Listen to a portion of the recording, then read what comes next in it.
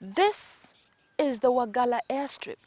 In 1984, a military operation to disarm one of the Somali clans saw the seizure of men, women, and children, and they were brought here to the Wagalla airstrip and murdered in cold blood in what came to be known as the Wagalla Massacre. The reason why I don't tell you about exactly how many people there were then is because it differs depending on who tells you the story. The government says there were less than 100 people. Those who lived to tell the story, however, say hundreds were murdered here. 30 years later, the weeping widows of Wagalla are still crying out. They repeat this ritual every year with one message: justice. It remains elusive. Mimi unapoteza mzee yangu, mashukua na mzee yangu na ndugu zangu na ile wakati hiyo kuna watu yangu wengine wanatoka kwa badia anakaa kwa nyumba yangu. Watu 3 ndio wanatoka kwa nyumba yangu. Wewe uliwaona? Si ndio kwa maisha yangu. Kwa maisha yangu. Mimi naomba kila mtu anatoba mimi.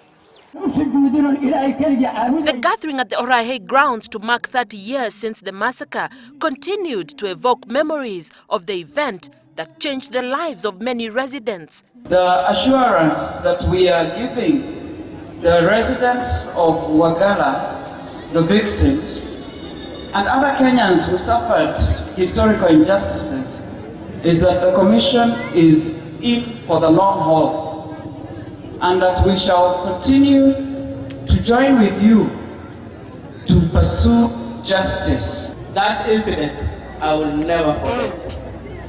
Any moment, any day, as I pass through Wagalla airstrip, it's like it happened yesterday. The leaders took on the national government in regard to the report by the Truth, Justice and Reconciliation Commission that was handed to the president 8 months ago.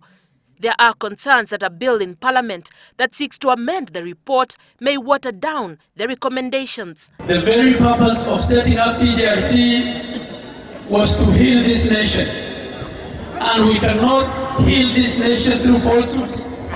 We must accept the truth, we must preserve the truth, and we must not deny it but apologize and move on. It is a very big pardon that